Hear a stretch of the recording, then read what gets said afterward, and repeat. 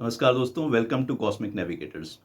सबसे पहले बहुत बहुत धन्यवाद आप सभी लोगों के कमेंट्स, लाइक्स और व्यूज़ का जो डिफरेंट सोशल मीडिया हैंडल से आपने किए हैं।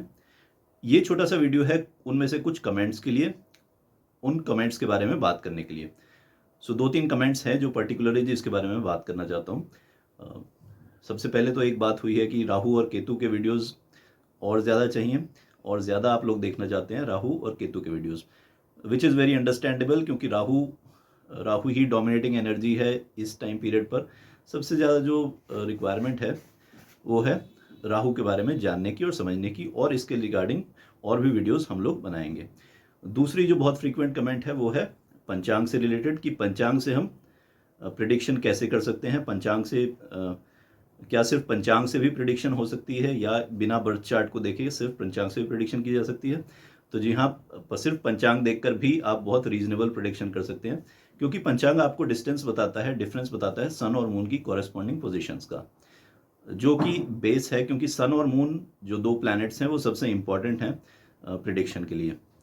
लाइफ सस्टेन करने के लिए भी अर्थ पर जो सबसे इंपॉर्टेंट प्लैनेट हैं वो हैं सन और मून।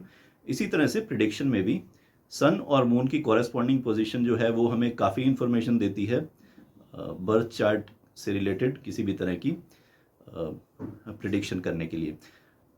सो सिर्फ पंचांग से भी प्रिडिक्शन हो सकती है और पंचांग से रिलेटेड भी हम वीडियोस फर्दर बनाएंगे जिसमें पंचांग से प्रिडिक्शन करने के बारे में बताया जाएगा। एक और कमेंट जो रिसीव हुआ है वो है कि पंचांग, हमें किस पंचांग को हम फॉलो कर सकते हैं। बहुत सारे पंचांग आपने टीवी में देखे होंगे कि पंचांग आपको बताया जाता है राशि के अकॉर्डिंग। मेष राशि वालों का आज का दिन कैसा रहेगा, कर्क राशि वालों का दिन कैसा है। तो पंचांग जो मोस्टली आप लोग टीवी पे देखते हैं वो बताए जाते हैं राशि के अकॉर्डिंग। हम लोग जो पंचांग बताते हैं वो बताते हैं based on the 5 elements of the पंचांग। पंचांग के जो एक्चुअल 5 एलिमेंट हैं जो हैं तिथि, वार, नक्षत्र, करण और योग। इन 5 के बेस पर जो हमारा जो वीडियो है वो इनके बेस पर है, ना कि राशियों के बेस पर। इसकी वजह ये है कि बहुत सारे लोगों को ये क्लियर नहीं है कि आप लोग लगन राशि देख रहे हैं या आप मून साइन देख रहे हैं। तो जब वो प्रिडिक्शन देखते हैं तो उनको ये क्लियर नहीं होता कि ये मून साइन वालों की प्रिडिक्शन है, मून साइन से प्रिडिक्शन हो रही है, लगन से प्रिडिक्शन हो रही है। तो आपको कौन सा पंचांग देखना चाहिए, उसमें सबसे ज़रूरी ये है कि आपको एक्चुअल अंडरस्टैंडिंग है कितनी एस्ट्रोलॉजी की। क्या आपको मून साइन और लगन साइन का डिफरेंस पता है? क्या आपको अपनी एक्चुअल राशि पता है जिसके अकॉर्डिंग जो प्रिडिक्शन हो रही है उसको आप समझ सकें। इससे एक और जो इम्पोर्टेंट बात हमें पता लगती है कि जब भी हम पंचांग देखते हैं कि हम किस तरह का पंचांग देखें, या इसी से रिलेटेड एक वाइडर क्वेश्चन हो जाता है कि हम किस तरह के एस्ट्रोलॉजर पर जाएं, तो वहाँ पे जो सबसे ज़रूरी चीज़ है वो ये नहीं है कि एस्ट्रोलॉजर हमें क्या बता रहा है। सबसे ज़रूरी उसमें यह है कि हम एस्ट्रोलॉजर के पास किस लिए जा रहे हैं। व्हाट इज़ आर वाई, हमारा रीज़न क्या है पंचांग देखने का, हमारा रीज़न क्या है एस्ट्रोलॉजर के पास जाने का। सो अगर पंचांग की बात करें, सो पंचांग जो है वो आपको प्लेनेट की पोजीशन बताता है, प्लैनेट्स की एनर्जी बताता है कि कौन सी प्लैनेटरी एनर्जी आज के दिन आपको अफेक्ट कर सकती है। अगर आप इसमें किसी तरह के बहुत ही चमत्कारिक प्रिडिक्शन की एक्सपेक्टेशन कर रहे हैं कि ओहो आज तो बहुत ही कुछ ग्रेट हो जाएगा, कमाल हो जाएगा, तो इस तरह के प्रिडिक्शन जो है वो मोस्टली आपको डिसअपॉइंट करेंगे, क्योंकि इस तरह के प्रिडिक्शन यूजुअली आपको अट्रैक्ट करने के लिए ही होते हैं। They are not meant to guide you to a particular direction. जैसे हम सन और मून का एग्जांपल लें, जो सबसे इंपॉर्टेंट प्लैनेट्स हैं यहाँ पर। अगर मैं ये कहूँ कि मई के या जून का महीना है और दिन के 12 बजे आप किसी काम को अवॉइड करें, आउटडोर काम को अवॉइड करें, सो आप इसको बहुत इजीली अंडरस्टैंड कर सकते हैं, क्योंकि सन आपके लिए बहुत विजिबल एनर्जी है। आपको सन आसमान में नज़र आता है और आपको पता है कि सूरज की जो ये गर्मी है जून के महीने में दिन के 12 बजे, ये किसी भी तरह से कंडक्टिव नहीं है किसी भी आउटडोर काम करने के लिए। और अगर आप इस टाइम कोई आउटडोर काम करेंगे सो डेफिनेटली आपको कोई फिजिकल मेंटल प्रॉब्लम होनी ही है, क्योंकि सन की जो एनर्जी है इस टाइम बहुत हाई है। सो सन की एनर्जी विजिबल है, इसलिए आपको इस चीज़ को अंडरस्टैंड करने में बहुत ज़्यादा डिफिकल्टी नहीं होती। ये आपको कोई बहुत ही चमत्कारिक चीज़ नहीं लगती, ये आपको बहुत ही कॉमन चीज़ लगती है, नॉर्मल चीज़ लगती है कि ये तो बहुत ऑब्वियस है कि अगर धूप बहुत ज़्यादा, हीट बहुत ज़्यादा है तो आउटडोर काम उस टाइम नहीं करना चाहिए।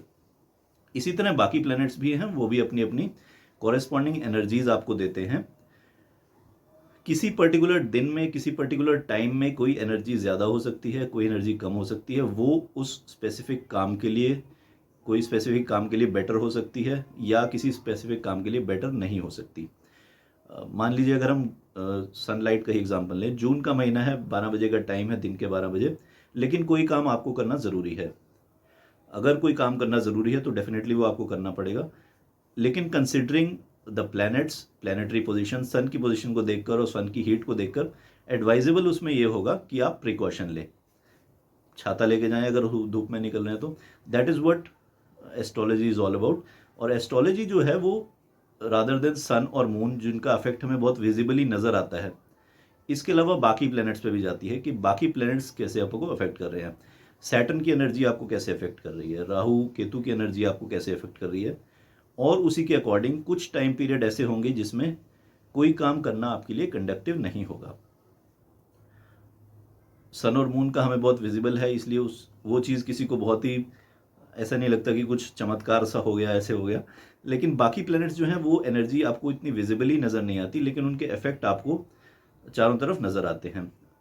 पिछले महीने जब राहु और शनि एक ही नक्षत्र में थे, अगर आप पिछले एक महीने का अखबार देखें, उस टाइम पीरियड पे जब राहु और शनि एक नक्षत्र में थे, तो रात के टाइम बहुत ही अनयूजुअल टाइप के एक्सीडेंट्स हुए, बहुत ही अनयूजुअल टाइप्स के। क्योंकि राहु की जो एनर्जी है वो नाइट में बहुत ज़्यादा स्ट्रांग हो जाती है, रात के टाइम में बहुत स्ट्रांग होती है। और राहु का ही नक्षत्र था, शनि के साथ कंजंक्शन थी, दोनों एक तरफ मूव कर रहे थे। इस टाइम जो एक्सीडेंट्स हुए, आप पिछले एक महीने की उस टाइम की अखबार देखेंगे, बहुत ही अनयूजुअल टाइप के एक्सीडेंट्स हुए, नाइट एक्सीडेंट्स हुए। ये जो एनर्जी है वो आपके चारों तरफ रहती है, वो सिर्फ आपको अफेक्ट नहीं करती, वो और लोगों को भी अफेक्ट कर रही है आपके कॉरेस्पॉन्डिंग्स में, जिसकी वजह से इवेंट्स क्रिएट होते हैं। अब इस इवेंट्स में अगर हम डेली का पंचांग बताते हैं, बेसिकली हम क्या बता रहे हैं, हम आपको एनर्जीज बता रहे हैं कि आज के दिन जो एनर्जीज हैं वो किस काम के लिए कंडक्टिव हैं, किस काम को आप करेंगे तो आपके लिए अच्छा रहेगा, आपको बेटर रिजल्ट मिल सकता है, कौन सा काम है जिसमें आपको इस टाइम बेटर रिजल्ट नहीं मिल सकता। ये चीज़ें आपको जो पंचांग देख के बता रहा है, नक्षत्र देख के बता रहा है, वो भी वही बताएगा जो राशि में बता रहा है। अगर आपको राशि की क्लैरिटी है अपनी कि आपके बर्थ साइन के अकॉर्डिंग कौन सी राशि है, वो भी वही बताएगा। लेकिन ब्रॉडली ये जो है ये मंडेन एस्ट्रोलॉजी है, जो जेनरिक एस्ट्रोलॉजी कवर करती है कि प्लानिटरी, नॉर्मल प्लानिटरी जो अफेक्ट है वो आज के दिन क्या है, नॉर्मल एनर्जी फ्लो क्या है, और उसके अकॉर्डिंग आप अपने काम को कैसे शेड्यूल कर सकते हैं। एस्ट्रोलॉजी आपको गाइड कर सकती है कि इस इवेंट के लिए ये टाइम फेवरेबल है। आपको ये नहीं कहा जा रहा कि ये काम नहीं करना, कोई काम पर्टिकुलरली नहीं करना, या क्योंकि अगर कुछ अर्जेंट है आपको करना है, then common sense should prevail, आपको कॉमन सेंस से ही काम करना है। काम करना ज़रूरी है तो जैसे सन का एग्जांपल लिया हमने, अगर बहुत धूप है बेटर टेक प्रिकॉशन, किसी तरह की प्रिकॉशन लेके वो काम करें, क्योंकि आपको पता है कि कुछ कंडीशंस अनफेवरेबल हैं, लेकिन काम करना ज़रूरी है। सिमिलरली विद अदर प्लैनेट्स, अगर कोई टाइम अनफेवरेबल है लेकिन काम करना ज़रूरी है, so it has to be done with some precautions. This is what daily prediction of transit can tell you. ये बात आपको डेली प्रेडिक्शंस बताती हैं ट्रांजिट की।